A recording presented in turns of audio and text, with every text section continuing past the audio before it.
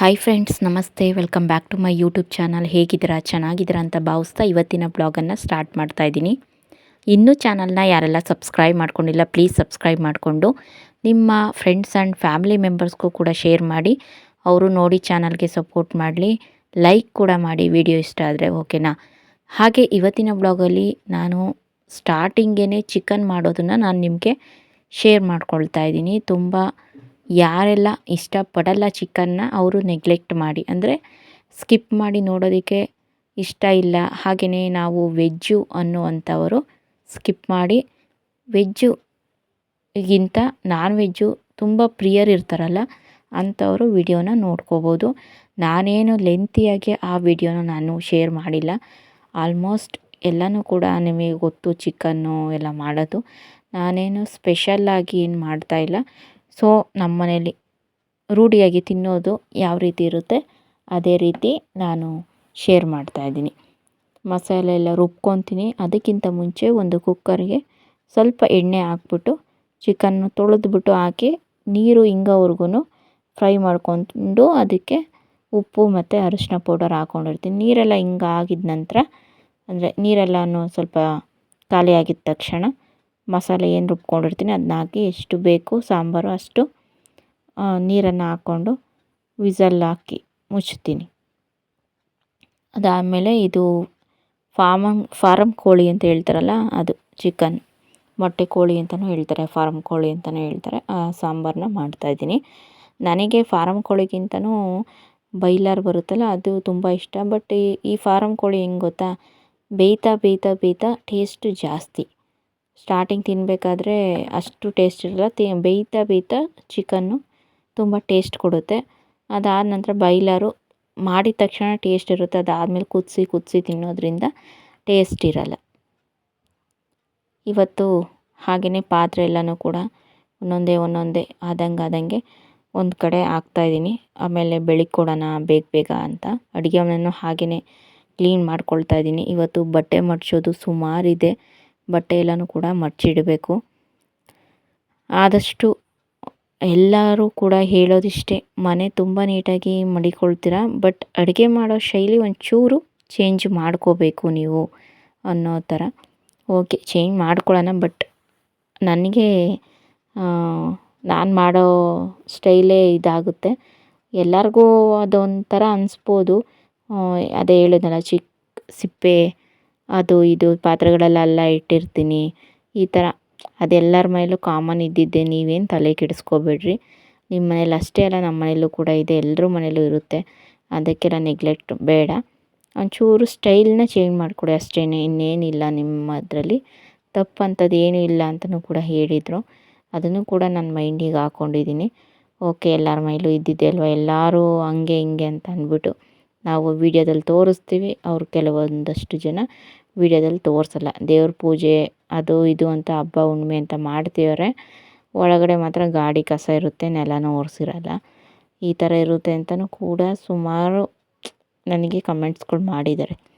ಇನ್ಸ್ಟಾಗ್ರಾಮಲ್ಲೂ ಕೂಡ ಮಾಡ್ತಾರೆ. ಆ ಥರ ಎಲ್ಲ ಬೇಜಾರು ಮಾಡ್ಕೊಂಡು ವೀಡಿಯೋ ಮಾಡಬೇಡಿ, ನಮಗೆ ಕೇಳೋದಕ್ಕೆ ಆಗಲಿ ನೋಡೋದಕ್ಕೆ ಬೋರಿಂಗ್ ಅನಿಸುತ್ತೆ, ಸ್ವಲ್ಪ ಆ್ಯಕ್ಟಿವ್ ಆಗಿರಿ ಅಂತಲೂ ಕೂಡ ಹೇಳ್ತಾ ಇರ್ತಾರೆ. ಸೊ ಅವರೆಲ್ಲ ಹೇಳೋದು ನಾನು ನೋಡೋದಕ್ಕೆಲ್ವ ನಾನು ಜಾಸ್ತಿ ಕಮೆಂಟ್ಸ್ ಮಾಡಿ ಅಂತೀನಿ. ಕೆಲವರು ಕಮೆಂಟ್ಸ್ನ ಹೇಳಿದರು, ಅವರು ಮುಂಚಿತವಾಗಿ ಹೇಳಿದ್ರು, ಕಮೆಂಟ್ಸ್ನ ನಾವು ಯೂಟ್ಯೂಬ್ನಲ್ಲಿ ಮಾಡೋದಿಲ್ಲ, ಜಸ್ಟ್ ನೋಡ್ತೀವಿ. ಅಲ್ಲಿ ನಮ್ಮ ರಿಲೇಟಿವ್ಸ್ ಆಗಲಿ ಫ್ರೆಂಡ್ಸ್ ಆಗಲಿ ನಾವು ಮಾಡಿರುವಂಥ ಕಮೆಂಟ್ಸ್ನ ನಮ್ಮ ಪ್ರೊಫೈಲ್ಗೆ ಹೋಗಿ ಚೆಕ್ ಮಾಡುವಂತಹ ಜನಗಳು ಕ್ಯಾಟಗರಿಯವರು ಇದ್ದಾರೆ.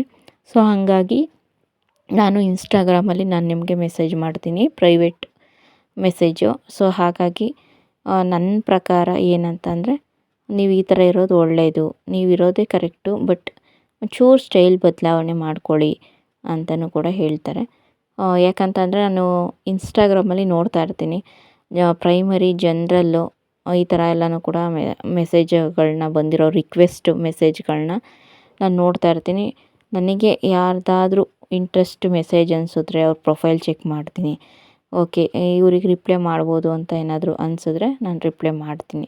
ಹಾಗಾಗಿ ಅಲ್ಲೂ ಕೂಡ ಮೆಸೇಜನ್ನು ಮಾಡ್ಬೋದು. ಬಟ್ಟೆಗಳೆಲ್ಲನೂ ಕೂಡ ಇವಾಗ ನಾನು ಮಡಚಿಡ್ತಾ ಇದ್ದೀನಿ, ನೋಡ್ತಾ ಇರ್ಬೋದು. ತುಂಬ ಇದೆ ಬಟ್ಟೆಗಳೆಲ್ಲ ಮಡ್ಚಿಡೋದು. ನಾನು ಹಾಸಿಗೆಗಳೆಲ್ಲನೂ ದಿವಾನ್ ಕಟ್ ಮೇಲೆ ಹೇಗೆ ಇಟ್ಟಿದ್ದೀನೋ ಆ ಥರ ಇರೋದೇ ಇಲ್ಲ, ಎಲ್ಲ ಫುಲ್ ಚೇಂಜ್ ಆಗ್ತಾ ಇರುತ್ತೆ ಬಟ್ಟೆ. ಅಂದರೆ ಮಕ್ಕಳೆಲ್ಲನೂ ಅಲ್ಲೇ ಹತ್ತೋದು, ಕುಣಿಯೋದು, ಡ್ಯಾನ್ಸ್ ಮಾಡೋದು ಎಲ್ಲನೂ ಕೂಡ ಮಾಡ್ತಾ ಇರ್ತಾರೆ. ಹಂಗಾಗಿ ಸ್ವಲ್ಪ ಅಲ್ಲಿ ಇಲ್ಲಿ ಅಂಥವ್ರು ನಾವು ಇಟ್ಟಿರೋ ಹಾಗೆ ನೀಟಾಗಿ ಅಚ್ಚುಕಟ್ಟಾಗಿ ಇರೋದಿಲ್ಲ. ಹೌದಾ ಇಲ್ವಾ? ಮನೇಲಿರೋ ಮಕ್ಕಳಿರೋ ಮನೇಲಿ ತೀರಾ ಎಲ್ಲ ಅಚ್ಚುಕಟ್ಟು ಅನ್ನೋ ಒಂದು ಪದನೇ ನಾನು ಕೇಳಿಲ್ಲ ಅಲ್ವಾ? ನಮ್ಮ ಮನೆಯಲ್ಲಿ ಮಾತ್ರ ಹಿಂಗೋ, ಎಲ್ಲರ ಮನೆಯಲ್ಲೂ ಹಿಂಗೋ ನಂಗೆ ಗೊತ್ತಿಲ್ಲ. ನಮ್ಮ ಮನೇಲಿ ಮಾತ್ರ ನಾವು ಇಟ್ಟಿರೋ ಹಂಗೆ ಇರಲ್ಲ, ಎಲ್ಲ ಬದಲಾವಣೆ ಆಗ್ತಾ ಇರುತ್ತೆ. ಬಟ್ಟೆಗಳೇ ಮಡ್ಚೋದು, ತೊಳೆಯೋದು, ಬಟ್ಟೆಗಳು ಮಡ್ಚೋದು, ಎತ್ತಿಕ್ಕೋದು ಇದೇ ಒಂದು ದೊಡ್ಡ ಟಾಸ್ಕು ಮಾತ್ರ. ಆವಾಗಿಂದ ಬಟ್ಟೆ ಆವಾಗಿಂದಲೇ ತೊಳೆದು ಬಿಟ್ಟರೆ ಅದು ಒಂಥರ. ಆದರೂ ಮನೇಲಿರೋ 4-5 ಜನ ಬಟ್ಟೆ ಎಲ್ಲ ತೊಳೆದು ಒಣಗಿಸಿ ಎತ್ತಿಡಬೇಕು ಅಂದರೆ ಹೆವಿ ಕಷ್ಟನೇ. ಅವೆಲ್ಲ ರಜದ ಟೈಮಲ್ಲೋ ಅಥವಾ ಫ್ರೀ ಆಗಿರೋ ಟೈಮಲ್ಲೋ ಕುತ್ಕೋಬೇಕು, ಇಲ್ಲ ಜೊತೆಗೆ ಒಬ್ಬರು ಟೈಮ್ ಸ್ಪೆಂಡ್ ಮಾಡಿಕೊಂಡು ಮಾತಾಡಿಕೊಂಡು ಅವರು ಕೂಡ ಮಡ್ಚ್ಕೊಂಡು ನಮ್ಮ ಜೊತೆ ಅಲ್ಲಲ್ಲ ಇಲ್ಲಿ ಅಂತ ಎತ್ತಿಡೋದು ಇದೆಲ್ಲ ಮಾಡಿದ್ರೆ ಬೇಗನೆ ಆಗೋಗುತ್ತೆ. ನಾನು ನನ್ನ ಫ್ರೆಂಡಾಗಿ ಟಿ ವಿನ ನಾನು ಎಡಿಟ್ ಮಾಡ್ಕೊಂಡಿದ್ದೀನಿ, ಅಥವಾ ಮೊಬೈಲ್ ನೋಡ್ತಾ ಕೂತ್ಕೊಂಡು ನನಗೆ ಕೆಲಸ ಮಾಡ್ತಾಯಿದ್ರೆ ವೀಡಿಯೋ ಶೂಟ್ ಆಗಲ್ಲ ಆ ಥರ. ಅದಕ್ಕೆ ಟಿ ವಿಯಲ್ಲಿ ಸಾಂಗ್ಸು ಅಥವಾ ಕಾಮಿಡಿನೋ ಹಾಕ್ಕೊಂಡ್ಬಿಡ್ತೀನಿ. ನೋಡ್ತಾ ಬಟ್ಟೆಗಳನ್ನೆಲ್ಲನೂ ಬೇಗ ಮಡಚ್ತೀನಿ. ಮಡಚಿದ್ದೇ ನನಗೆ ಗೊತ್ತಾಗಿರಲ್ಲ, ಅಷ್ಟು ಬೇಗ ಮಡಚ್ಕೊಂಡಿರ್ತೀನಿ ಪಟ್ ಅಂತ. ಏನೇ ಆಗಲಿ ಬೇಗ ಕೆಲಸ ಮುಗಿಸಿ ಆಮೇಲೆ ಒಂದು ಗಳಿಗೆ ಕೂತ್ಕೊಳ್ಳೋದು ಅಥವಾ ತಿನ್ನೋದೋ ಎಲ್ಲ ಮಾಡಿ ಮುಗಿಸ್ಬಿಟ್ಟು ಆಮೇಲೆ ಆರಾಮಾಗಿ ಕೂತ್ಕೊಬೇಕು. ಆವಾಗ ನಮಗೆ ಮೈಂಡ್ ರಿಲ್ಯಾಕ್ಸ್ ಆಗುತ್ತೆ. ಇಲ್ಲ ಅಂತಂದರೆ ಏನೂ ಕೆಲಸ ಮಾಡ್ದಲೇ ನಾನು ಹಾಗೇ ಫಸ್ಟೇ ಕೂತ್ಕೊಳ್ಳೋದು ಅವೆಲ್ಲ ಮಾಡ್ತಾಯಿದ್ರೆ ನೆಮ್ಮದಿಯಾಗಿ ಕೂತ್ಕೊಳ್ಳೋಕ್ಕೂ ಆಗಲ್ಲ. ಅಯ್ಯೋ ಆ ಕೆಲಸ ಮಾಡಿಲ್ಲ, ಈ ಕೆಲಸ ಮಾಡಿಲ್ಲ, ಪಾತ್ರೆ ತೊಳೆದಿಲ್ಲ, ಹಿಂಗೆ ಕೂತ್ಕೊಂಡ್ಬಿಟ್ರೆ ಟೈಮ್ ಆಗೋಯಿತು, ಅಯ್ಯೋ ಹಂಗೆ ಹಿಂಗೆ ಅಂತ ತಲೆಯಲ್ಲಿ ಓಡ್ತಾ ಇರುತ್ತೆ. ಈ ಕಡೆ ನೆಮ್ಮದಿಯಾಗಿ ಕೂತ್ಕೊಳ್ಳೋಕ್ಕೂ ಆಗಲ್ಲ, ಈ ಕಡೆ ನೆಮ್ಮದಿಯಾಗಿ ಕೆಲಸನೂ ಮಾಡಿರಲ್ಲ. ಅದಕ್ಕೆ ಎಲ್ಲ ಕೆಲಸಗಳನ್ನ ಮಾಡಿ ಮುಗಿಸ್ಬಿಟ್ರೆ ಆಮೇಲೆ ನಮ್ಮನ್ನೇನು ಕ್ಯಾರೆ ಅನ್ನೋರು ಯಾರೂ ಇರಲ್ಲ.